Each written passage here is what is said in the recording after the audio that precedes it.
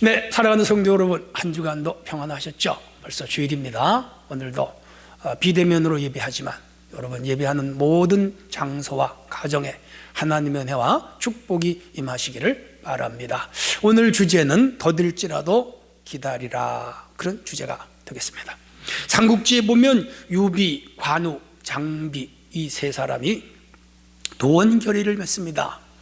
의형제를 맺는 거였고, 그리고 천하를 통일하자, 그런 좋은 뜻으로 모인 결의를 이제 도원결의 그렇게 말합니다. 서로 운명을 같이 하고 생사를 같이 하자, 그런 뜻입니다. 그런데 관우가 그만 오나라 흉계에 걸려 비참하게 죽음을 당하고 말았죠. 이 소식을 들은 총칸에 유비는 100만 대군을 이끌고 오나라를 쳐들어갑니다. 오나라는 절체절명의 위기를 맞았죠. 오나라 왕은 새파랗게 젊은 서생 손육이란 장소를 발탁하여 사령관에 임명을 합니다. 대임을 맡은 육소는 사령관으로 취임하는 그날부터 촉군에게 일체의 전투 행위를 못하도록 전군에게 명령을 내렸죠.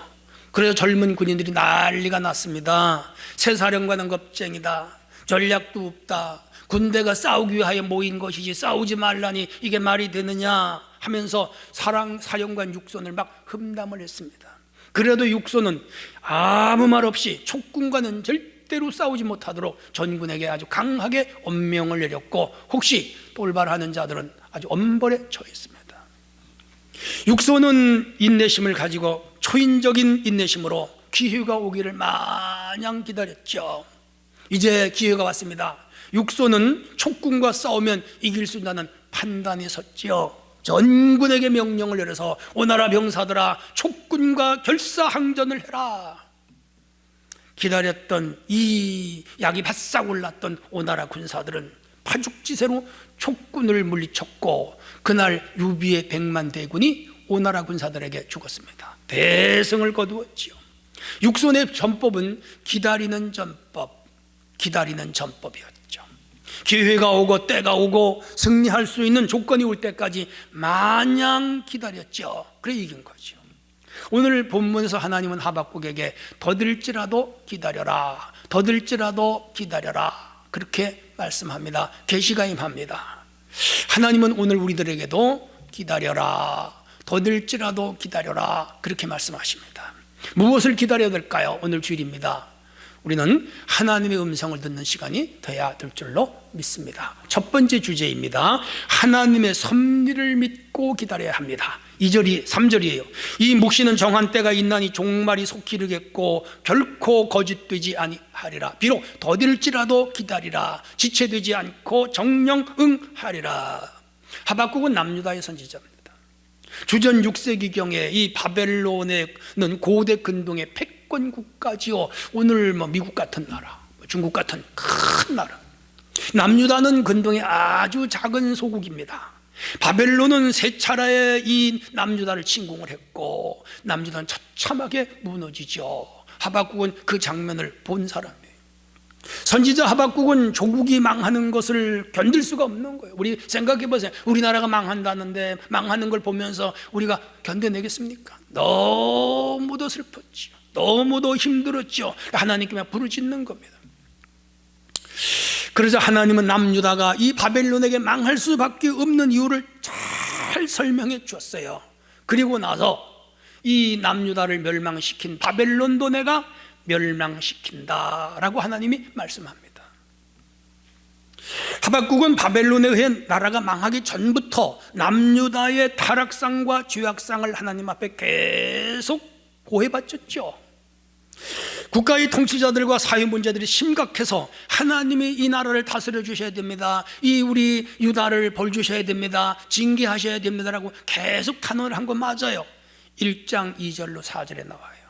그래서 하나님은 남유다의 죄에 대하여 갈대아 바벨론을 통해서 이 악한 남유다를 징벌하겠다. 그리고 난 후에 바벨론을 하나님의 시간 안에서 멸망시키겠다. 그렇게 응답이 온 거예요. 우선 하박국이 하나님께 고발한 남유다의 죄악들은 이런 것들이에요. 첫째가 탐욕의 수탈자들 2장 8절, 폭력과 불의한 이익을 탐하는 자들 2장 9절로 11절, 힘밖에 모르는 권력자들 2장 12절로 14절, 잔인한 제국의 정복자들 2장 15절로 17절, 우상 숭배하는 자들 2장 18절로 17절, 이렇게 5가지 죄목을 하나님께 고해바쳤죠. 당시 사회 문제는 오늘날의 문제들과 비슷해요. 악인들이 잘 살고 의인들이 고생을 하는 거예요. 나쁜 자들이 성하고 이 선한 자들이 쇠해지는 거예요. 고민이에요. 하나님의 공의가 작동되지 않는 것 같아서 이 하박국은 괴로워하는 거죠. 소위 신정론의 문제지요. 오늘도 우리 신정론의 문제가 우리를 늘 괴롭히잖아요. 왜 악인이 잘 드느냐, 왜 의인이 어려움을 겪느냐 이 말이죠.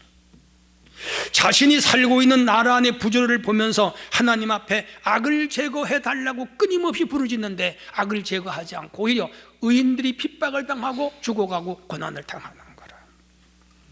괴로웠죠. 근데 하나님께서 이 죄를 짓는 남유다를 심판하겠다. 그리고 그 심판은 바벨론을 통해서 심판하겠다는 것에 대하여 이 하박국은 더 괴로웠어요. 자기 민족이 죄를 짓고 심판받는 건 좋은데 우리보다 더 악한 나라를 통해서 심판하는 건 나는 못 기다리겠다, 수용할 수 없다, 막 고민하는 거예요. 항의하는 거죠. 그런데 하나님께서 그것도 다 내 시간 안에 있는 일이니까 너는 그냥 더딜지라도 기다려라 그랬어요. 그렇습니다. 하나님은 하박국에게 하나님의 백성과 그들이 살고 있는 나라를 소위 하나님의 시간 안에서 하나님의 섭리 안에서 다스린다, 그렇게 말씀을 주신 거죠. 벌 줄 나라는 내가 벌을 주고 복을 줄 나라는 내가 복을 준다. 개인도 마찬가지. 하나님이 벌 줄 사람은 벌을 주고 복을 줄 자는 복을 준다. 그런데 하나님의 시간 안에서 그 하나님의 공의가 이루어진다라고 했죠. 자, 그러면서 이렇게 역사하시는 하나님의 일을 믿는 것이 참 믿음이다. 너는 지금 내가 하는 일을 이해를 못하고 있다. 너가 소위 말하는 신정론으로 괴로워하는데 그냥 믿어라. 내가 하는 일이 있으니까 따지지 말고 묻지 말고 다 내 섭리 안에서 이루어지는 것이니까 너는 그냥 믿어라, 그 말이에요. 그래서 하박국이 그걸 깨달았어요. 그래서 그 깨닫고 고백한 말이 유명한 칭의론이에요. 오직 나의 의는 믿음으로 말미암아 살리라. 4절에 나와요. 오직 나의 의는 믿음으로 말미암아 살리라. 이 말씀의 의미는 다음과 같아요. 첫째, 인류 역사는 동서고금을 막론하고 패역한 존재들이라는 거, 타락한 인간들의 고질적인 죄악들이죠. 두 번째가 하나님은 인간의 역사를 섭리 가운데 일정한 방향으로 이끌어 가신다는 거, 이게 하나님의 프로비던스예요. 세 번째는 하나님의 섭리는 하나님의 카이로스, 시간 안에서 움직인다는 거, 인간이 그 하나님의 시간에 개입할 수 없어요. 네 번째는 우리는 더딜지라도 기다려야 된다는 거. 그리고 다섯째가 하나님의 역사 섭리 가운데 우리 하나님의 백성들은 오직 무엇으로? 믿음으로만 살아라. 그냥 하나님의 절대적인 주권과 일해 가시는 것을 그냥 받아들여라. 그게 믿음으로 사는 거예요. 하나님은 세상 나라와 세상의 역사를 섭리 가운데 이루어 가실 뿐만 아니라 오늘 교회 그리고 우리 각 한 사람 한 사람의 삶을 섭리하고 이끌어 가십니다. 하나님은 우리 생사화복을 주관하십니다. 우리의 생명, 신앙, 가정, 자녀, 직장, 사업, 그리고 우리의 삶의 크고 작은 문제들까지 섬세하게 간섭하시고 이끌어가는 분입니다. 믿으시기를 바랍니다. 우리는 때로 지루하고 답답할 때가 있죠. 왜 하나님은 나에게 이런 고통을 주십니까? 왜 하나님 나를 이렇게 힘들게 하십니까? 하나님이 이 고통이 언제나 끝날 것입니까? 다른 사람에게는 이런 고난을 주지 아니하시면서 왜 나에게 이런 시련을 주십니까? 하나님, 다른 나라들은 잘 살고 잘 먹는데 우리나라는 이런 고통을 겪어야 됩니까? 이런 하나님의 원망 불평의 기도를 할 때가 있습니다. 그러면서 하나님, 나를 돌아봐 주세요, 우리 가정을 돌아봐 주세요, 이 민족을 돌아봐 주세요, 막 호소하고 하소연할 때가 있죠. 주여, 이 환난에서 건져주시고 이 코로나 위기가 빨리 가도록 해주세요, 애원하고 호소할 때가 있죠. 지금 우리는 코로나19로 인해서 참 많이 힘들어요. 신문에 보니까 우울증 환자들이 많고요. 그래서 정신병원을 찾은 사람들이 굉장히 늘어났다 그래요. 약 먹는 사람이 많아졌다 그래요. 걱정입니다. 큰 사회적인 문제가 될 것 같습니다. 경제적으로, 정신적으로, 정서적으로, 영적으로 많은 어려움을 겪고 있고요. 우리 권사님도 기도하셨지만 가게 문을 닫는 가게가 많고 임대라고 써붙인 가게들이 많아지고 실직하는 사람들이 많아지고 좀 난립니다. 점점 어려워지고 있죠. 하나님이여, 이 코로나19를 빨리 지나가게 해 주시옵소서. 우리가 매일 기도하잖아요. 그런데 아직 점점 더 성해요. 어떻게 해야 됩니까? 하나님 우리에게 말씀합니다. 더딜지라도 기다려라. 더딜지라도 기다리라. 하나님의 섭리와 뜻을 우리는 좀 더 참고 기다려야 됩니다. 때가 되면 하나님이 백신도 나오게 하시고 치료제도 나오게 하시고 그리고 이 코로나가 감쪽같이 사라지는 그런 날이 올 수도 있다고 저는 믿습니다. 하나님의 은혜가 분명히 임할 줄로 믿습니다. 그 큰 문제뿐 아니라 우리 개인적으로, 가정적으로, 직장으로, 사업으로, 자녀로, 물질로, 건강으로 각가지 개인적인 우한, 질고, 고난들이 있죠. 이런 고난들을 놓고 하나님께 많이 기도해도 빨리 응답하지 않을 때 어떻게 해야 돼요? 나의 의는 오직 믿음으로 살리라는 이 하박국의 외침처럼 하나님을 믿고 의지하면서 이 고난을 잘 견디고 나가면 하나님이 반드시 더딜지라도 기다리라고 하였으니 그때가 되면 하나님께서 우리를 세워주시고 일으켜 주실 줄로 믿습니다. 큰 믿음으로 이기기를 주의 이름으로 축원합니다. 두 번째 주제입니다. 기도 응답이 더딜지라도 기다리라고 하십니다. 3절이에요. 비록 더딜지라도 기다리라, 지체되지 않고 반드시 응하리라. 이 말씀은 기도 응답이 더딜지라도 기다리라, 그런 의미도 이 말씀 속에 내포되어 있어요. 지금 하박국이 하나님께 막 기도하는 거예요. 애원하는 거예요. 타원하는 거예요. 부르짖는 거예요. 호소하는 거예요. 그런데 하나님이 좀 기다려라 그 말이에요. 그러니까 너의 기도 내가 아는데 좀 기다려라 그 말입니다. 하박국이 남유다가 잘못해서 죄를 졌지만 남유다보다 10배, 100배 더 악한 갈대아, 즉 바벨론을 통해서 조국을 친다는 건 난 못 받아들이겠습니다. 난 못 받아들이겠다 이 말이에요. 너의 기도를 알겠다마는 하나님 하십니다. 그래도 기다려라. 때가 되면 다 너의 기도가 응할 것이며, 아, 하나님이 그래서 기다리라고 했구나 하는 것을 알 때가 온다 그 말입니다. 우리가 기도할 때 응답이 아니면 답답합니다. 속이 상합니다. 하나님 존재에 대해서 막 의심도 생기잖아요. 한탄하면서 막 원망도 하고요. 저도 그랬어요. 하나님이 어떤 때 막 야속할 때가 있었어요. 여러분도 그럴 거예요. 내가 무슨 큰 죄를 지어서 하나님이 돌아서셨나? 내가 얼마나 회개를 더 해야 하나님이 돌아보실까? 막 그런 생각이 들어요. 차라리 하나님 앞에서 하나님 차라리 나를 죽여주세요, 요나처럼 그렇게 되들은 적도 있어요. 여러분, 오죽 답답하면 그렇게 하나님께 호소하고 단언하고 막 생떼를 쓰듯이 그렇게 기도를 하겠습니까? 우리가 살다 보면 그렇게 답답한 때가 있습니다. 있어요. 누가복음 18장의 기도에 대한 가르침을 우리 주님이 주셨습니다. 희망과 용기를 주는 이야기지요. 한 과부가 있었습니다. 억울한 일을 만났습니다. 너무너무 억울한 거예요. 이 여인은 아마 잠을 못 잤을 거예요. 내가 혼자 산다고 사람들이 얕보는구나. 그래서 재판관에게 가서 이 억울한 원한을 풀어달라고 고소를 했어요. 소송을 했어요.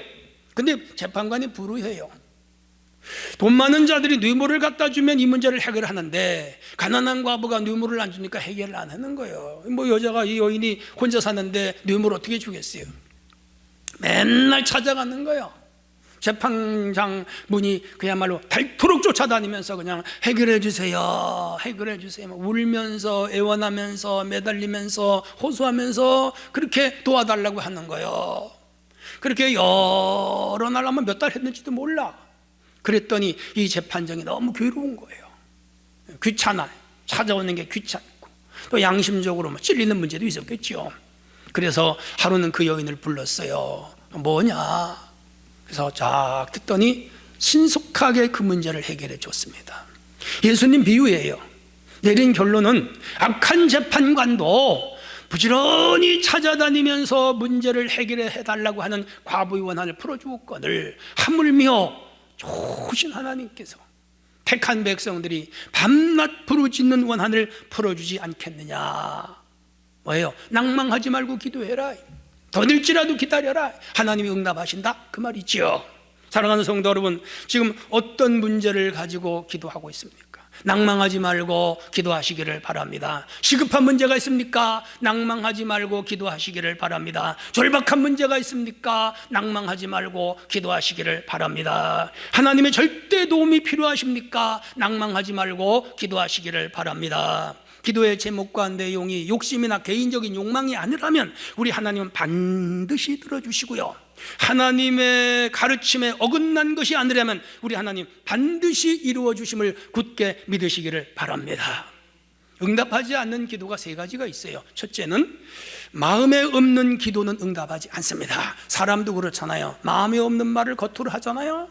그건 흘려넘기는 거예요. 두 번째, 약속을 지키지 않는 거짓 기도는 응답하지 않습니다. 사람과도 그렇지요. 약속 안 지키면 안 들어줍니다. 세 번째, 하나님께 따지거나 하나님을 설득하는 기도는 듣지 않습니다. 하나님께 그냥 애원하고 탄원하고 도와달라 그래야지 막 하나님을 따지는 사람이 있어요. 어떤 사람은 하나님을 가르치려 드는 기도가 있어요. 하나님 그런 기도 안 들으세요. 주의해야 돼요. 야고보는 말씀합니다. 오직 믿음으로 구하고 조금 더 의심하지 말라. 의심하는 자는 마치 바람에 밀려 요동하는 바다 물결 같으니 이런 사람들은 주께 무엇을 얻기를 기대하지 말아라. 두 마음을 품어 마음에 정함이 없는 자라야 하나님이 응답하신다. 야고보 1장 6절 8절. 내가 여호와를 기다리고 기다렸더니 귀를 기울여서 나의 부르짖음을 들으셨도다. 시편 기자는 40편 1절에서 기다리고 기다렸더니 응답이 왔다 이 말이에요. 오늘 본문과 일맥상통이지요. 더딜지라도 기다려라. 오신주 목사님의 간증이 있어요. 이분은 저는 잘 모르는 분인데 간증집에서 읽은 내용입니다. 자기 교회에 박순이라는 할머니가 계셨는데 80세 고령이에요. 예배 때문에 맨 앞자리에 우리 권사님처럼 이렇게 나와 앉는 거예요. 이분이 때로는 늦게 오실 때가 있어도 성도들이 그분 자리는 비워놔야 돼. 왜? 와가지고 누가 앉으면 밀어내고 거기에 앉으니까. 그래서 항상 그 자리를 비워놨어요. 이 할머니는 적지만 꼬박꼬박 감사의 물을 드리면서 봉투에다가 옛날 글씨로 우리 아들, 딸, 며느리, 손주, 우리 가족 다 예수 믿게 해주세요 하면서 기도해 놓은 거라. 오래도록 그렇게 교회를 다니며 이 할머니는 기도했고 그 가문에서 그 할머니 딱 한 분만 교회 내오는 거예요. 근데 어느 날 이 할머니가 하나님의 부름을 받아서 천국을 가셨죠. 그분 다닌 교회 염산교회인데 염산교회는 그 할머니를 위하여 정성을 다하여 장례식을 치러 드렸죠. 놀라운 기도는 기도 응답은 그 다음 주일에 나타났어요. 그 할머니 장례 지니고 다음 주일인데 한 30명이 떼거지로 들어오는 거예요. 다 등록 카드를 쓰는 거예요. 보니까 그 할머니 아들, 둘째 아들, 셋째 아들, 며느리, 딸, 사위, 손주 30명이 등록을 했어요. 할머니가 살아계실 때는 안 나왔는데 할머니 돌아가셨는데 교회가 정성을 다하여 장례식을 치러드리고 평소에 그 할머니가 자식들 교회 나오는 것이 소원이었다고 장례식장에서 목사님이 설교했는데 그걸 듣고 통곡을 하면서 가족이 울었어요. 은혜를 받았어요. 그리고 다 나와서 30명이 등록을 했다는 거예요. 할머니 평생의 기도가 돌아가신 후에 응답이 된 거지요. 하나님은 더딜지라도 기다려라 그렇게 말씀합니다. 사랑하는 성도 여러분, 우리가 살아가는 인생 문제는 크게 한 5가지, 6가지 되죠. 첫째가 물질과 관련된 문제, 두 번째가 건강과 관련된 문제, 세 번째가 가정사와 관련된 문제, 네 번째가 인생의 진로나 비전에 관한 문제, 다섯째가 영적인 문제, 하나 더 붙인다면 사회적인 문제, 국가적인 문제, 천재지변의 이런 문제들이죠. 코로나 시대를 우리가 살고 있습니다. 이와 관련된 많은 문제들이 지금 야기되고 있습니다. 그래서 우리는 낭망하지 말아야 됩니다. 우리는 끈기 있게 하나님 백신 나오게 해주세요. 치료제 나오게 해주세요. 코로나를 없애주세요. 다시 전처럼 모여서 예배드리게 해주세요. 우리의 잃어버린 것들을 다시 회복하게 해주세요. 하나님의 살아계심과 영광을 이 땅에 나타내 주세요. 끈기 있게 낙심하지 말고 기도하는 우리 성도들이 되기를 바랍니다. 여러분 개인적으로도 가정적으로 어려운 문제가 있으면 절대로 낭망치 말고 기도하면 때가 되매 하나님이 이루어 주실 줄로 믿습니다. 큰 믿음으로 굳게 서기를 주의 이름으로 축원합니다. 마지막 세 번째 주제입니다. 큰 환난을 견디면서 기다려야 합니다. 지금 남유다는 전쟁 났습니다. 바벨론의 침공을 받았습니다. 저 바벨론 군사들이 말을 몰고 내려오는 것을 이 하박국은 망대 꼭대기에서 보고 있는 겁니다. 뽀얗게 먼지가 일어나는 걸 보고 있는 거예요. 그러면서 하나님께 부르짖는 거예요. 하나님이 더딜지라도 기다려라. 주전 609년 남유다 요시야 왕은 애굽 바로 노고에게 죽습니다. 주전 605년에 바벨론 느부갓네살의 군대가 1차 침공을 하여 왕족들과 지식인들을 다 잡아갔습니다. 주전 597년, 주전 586년 이렇게 해요. 약 20년 동안 세 차례 큰 전쟁을 겪으면서 남유다는 초토화가 됐습니다. 그 조국 유다인들은 갈대아, 즉 바벨론의 포로가 되어 급락하고 말았죠. 불행한 역사입니다. 이런 장면을 목격하는 이 하박국은 왜 이런 일이 일어나야 하냐고 막 하나님께 부르짖는 거예요. 하나님이 응답이 온 거예요. 70년만 기다려라. 70년 후면은 이 민족이 돌아온다. 그거 어떻게 긴 세월을 기다려야 됩니까? 더딜지라도 기다려라. 외친 거예요. 큰 환난 앞에 기도했더니 하나님은 그냥 기다리라는 거예요. 70년을 기다렸습니다. 주전 537년에 고레스가 칙령을 내려 본국으로 돌아오게 했습니다. 말씀이 이루어진 거죠. 그들은 꿈꾸는 것 같았도다. 그렇게 외쳤죠. 사실은요, 조상들이 지은 죗값을 자손들이 받은 거예요. 적절하게 받아. 여기서 우리가 짚고 넘어갈 게 있습니다. 부모가 지은 죗값은 자신은 물론이거니와 자신들에게 돌아간다는 것을, 영적인 원리인 것을 우리는 기억해야 합니다. 세상에서는 부모가 진 빚을 자녀가 갚지 않습니다. 한 달 내에 채무 거절 신청을 하면 자녀들에게 그 부모의 빚이 돌아오질 않아요. 부모가 지은 죄를 세상 법정에서는 자녀들에게 묻지 않습니다. 그런데 하나님의 법정에서는 안 그래요. 하나님의 법정에서는 부모가 지은 죄를 자손 3, 4대까지 받는 경우가 있습니다. 여러분, 자녀들이 잘 되기를 원한다면 가능하면 죄를 짓지 마세요. 하나님께 죄 짓지 말고, 교회에 죄 짓지 말고, 사회에 죄 짓지 말고 사세요. 양심적으로 하나님 말씀 앞에, 성령 앞에 죄를 지면 안 됩니다. 특별히 영적인, 도덕적인, 윤리적인, 양심적인 죄를 짓지 않도록 힘써야 됩니다. 이스라엘 백성들은 큰 죄를 많이 졌는데 최고의 죄는 하나님의 아들 예수님을 십자가에 매달아 죽인 거죠. 그 죄값으로 주 70년에 망했을 뿐 아니라 2000년 동안 나라 없는 소름을 당했고, 1900년대 초에, 1940년대죠, 히틀러에게 그의 후손들 600만 명이 죽임을 당하는 인류 최악의 비극이 일어났습니다. 성경 말씀이 응한 거죠. 끔찍한 사건이죠. 우리 마음에 새겨야 됩니다. 한편 우리가 환난을 당할 때 잘 참아야 돼요. 야고보는 말씀합니다. 시험을 참는 자가 복이 있다. 이것에 옳게 인정함을 받은 후에 주께서 사랑하는 자에게 약속하신 생명의 면류관을 주리라. 인내하는 자에게 면류관을 준다. 환난을 잘 참는 자에게 면류관을 준다, 그 말입니다. 시편 기자는 말합니다. 내가 고난 당하기 전에 그릇 행하였더니 이제 고난 당한 후에 주의 율례를 따릅니다. 고난이 유익이었다는 거예요. 욥도 고난을 당한 이렇게 고백합니다. 내가 앞으로 가도 그가 안에 계시고 뒤로 가도 보이지 아니하시고 왼편에서 일하시나 만날 수 없고 오른편에서 돌이키시나 비울 수가 없구나. 나의 가는 길을 그가 아시나니 나를 단련하신 후에, 여기 연단입니다, 나를 정금같이 나오게 하시리라. 할렐루야. 정금같이 나왔죠. 42장에 가면 축복을 받습니다. 욥기 23장 1절로 14절에도 말씀하시고 있습니다. 그의 뜻이 일정하신 누가 능히 돌이킬까? 그 마음에 하고자 하시는 것이 있으면 그가 행하신다. 그런즉 작정하신 것을 이루실 것이라. 이런 일이 그에게 많이 있느니라. 하나님의 작정 가운데서만 이루어지므로 우리가 해야 할 일은 환난 가운데도 참고 기다리는 거지요. 우리는 환난을 많이 참고 견뎌야 됩니다. 그리고 그 환난은 우리에게 하나님 주신 선물이에요. 이런 거 있어요. 환난을 통해 세상을 달리 새롭게 보는 눈이 열리기도 하여, 환난을 통해 가족이 단결되고 강해지는 가정도 있어요. 환난을 통해 부부간의 사랑이 깊어지는 가정도 있어요. 환난을 통해서 개인의 의지와 신념이 강해지는 사람도 있습니다. 환난을 통해서 신앙이 깊어지는 사람도 있고요, 어려움을 이겨내는 정신력과 강인한 능력이 배양되기도 합니다. 또한 이 환난을 통해서 자기가 영적으로 성숙되고 큰 환난 중에 하나님을 영적으로 만나는 체험을 하기도 합니다.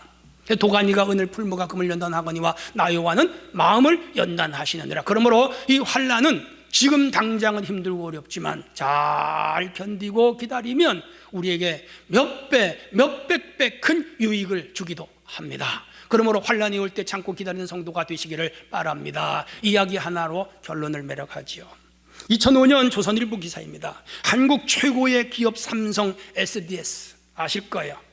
웹마스터 권세종 당시 28살.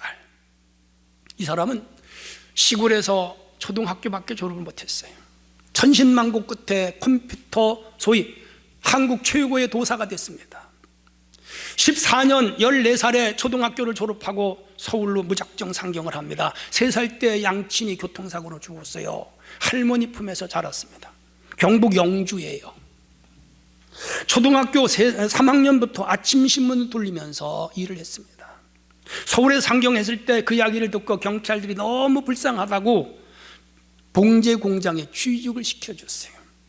한 달에 23만 원을 받아가지고 할머니한테 몽땅 그 돈을 돌려 보내드리고 자기는 신문을 배달해가지고 하루하루를 살았습니다. 근데 공부를 하고 싶어서 회기동에 있는 무인가 야학에서 밤마다 나가서 중학교, 고등학교 과정을 공부를 했습니다. 새벽에는 신문을 돌리고 낮에는 공장에서 일을 하고 저녁에는 야학에 검정고시 공부를 했습니다. 그렇게 해서 검정고시로 고등학교를 졸업을 했습니다. 95년 11월 컴퓨터 만드는 회사에 가서 컴퓨터를 이렇게 만드는 일을 합니다. 거기에 버려진 자판기를 가지고 워드 연습을 했습니다. 근데 그 회사 옆에 정보통신 관련 기업인 삼성 SDS가 있는 거예요. 그 회사가 한국에서 제일 좋은 회사라고 사람들이 말하는 걸 듣고 내가 저 회사에 들어가야 되겠다 결심을 해요. 그리고 나서는 계속 일하면서 컴퓨터 학원을 다녀가지고 그 회사에 들어가려고 자격증 7개를 취득을 합니다. 2001년 그는 더 공부를 해야 되겠다 24살에 경희대학교 지리학과 야간에 합격을 합니다. 그렇게 하면서 낮에는 공장에서 일하고 밤에는 학교에 가서 공부하고 졸업했습니다. 2003년 틈틈이 배운 인라인 스케이트를 잘 타요. 전국 레이싱 대회에서 1등도 했어요. 대단한 청년이죠. 그는 어려서부터 불행한 환경에 자랐지만 언제나 마음은 긍정적이고 적극적이었죠. 환난과 역경을 이긴 입지전적의 인물이 됩니다. 그는 자신의 철학이 있었어요. 제가 참 귀한 청년이기에 그 철학을 적어봤어요. 첫째, 어떤 환경에서도 혼신의 힘을 다하자. 두 번째, 그 일은 반드시 그날 해치운다. 세 번째, 누구의 도움도 받지 않는다. 나는 오직 내 힘으로 모든 문제를 헤쳐간다. 그 다음, 잠깐 하숙을 할 때가 있었는데 하숙집 아줌마가 자기 자녀들에게 늘 입버릇처럼 하는 말이 있었어요. 첫째, 머리에는 지혜, 입가엔 미소, 가슴엔 사랑. 이 3가지 슬로건을 그는 인상 깊게 받아들이고 내 평생 내 인생의 슬로건이다. 그 다음에 징기스칸의 어록에서 몇 개를 따왔어요. 징기스칸의 어록을 보면 제가 전담 설교했지만은 가난하다고 말하지 말라. 들쥐를 잡아먹으면서 살았다.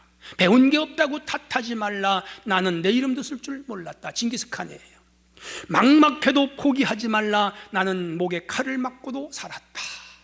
그걸 자기 마음의 철학으로 간직을 해요. 그리고 하나, 절대로 남과 비교하지 말자. 이런 철학을 가지고 살았는데 이 권세종 이 사람이 그야말로 어린 나이에 한국의 큰 컴퓨터 대우사가 됐죠. 돈 많이 벌었죠. 아마 지금은 상당히 높은 자리에 올라가 있을 거라고 생각을 합니다. 이 사람이 예수 믿는지 안 믿냐 그건 모르겠어요. 근데 안 믿는다고 하더라도 한 사람의 개인적인 의지가 자기 인생을 바꾸고 운명을 바꾸고 세상을 새롭게 살아가는 거다. 가능한. 우린 신앙을 가졌습니다. 하나님이 내 안에 계십니다. 말씀이 나를 이끌어 주십니다. 성령이 나를 지도해 주십니다. 우리도 어떤 삶의 환난을 당해도 낙심하지 말고 이 권세종 청령만큼 우리가 불행하진 않잖아요. 그렇다면 이런 코로나19나 이로 인한 여러 가지 삶 속의 어려움을 만나도 우리는 능히 이겨야 됩니다. 주님 말씀하십니다. 너희가 세상에서 환난을 당하나 담대하라. 내가 세상을 이기었노라. 우리 주님은 십자가를 지고 죽는 환난도 끝까지 이기고 인류를 구원하는 놀라운 구세주가 되었습니다. 사랑하는 성도 여러분, 지금 많이 어렵죠. 많이 힘들지요. 내가 코로나 때문에 각 가정 신방을 못하고 일일이 전화 통화 못해도 여러 가지 어려움이 여러분 삶 속에 있을 거예요. 물질적인 문제, 질병의 문제, 자녀의 문제, 크고 작은 영적인 문제들이 있을 거예요. 큰 환난이죠. 우리 생에 몇 번 당할 수 있는 큰 환난 중에 하나입니다. 그럴지라도 잘 버티고 견디어야 됩니다. 더딜지라도 주님께서 기다려라, 도와준다, 응답한다, 함께한다, 해결한다, 걱정하지 말라 하십니다. 이 말씀 굳게 믿고 견디어가는 성도가 되시기를 바랍니다. 결론입니다. 코로나19의 환난이 우리를 다 어렵게 하지만 오늘 이 하박국의 메시지를 마음에 새기고 하나님의 섭리가 있을 거다, 하나님의 뜻이 계신다, 굳게 믿고 기다리시기를 바랍니다. 기도하시면서 응답이 빨리 오지 않더라도 낭망치 말고 끈기 있게 끊임없이 기도하시기를 바랍니다. 환난이 길어도 낭망하지 말고 기도하시기를 바랍니다. 인내하시기를 바랍니다. 우리 주님이 반드시 해결해 주실 줄로 믿습니다. 모든 성도가 말씀과 은혜 안에 살아가기를 주의 이름으로 축원합니다.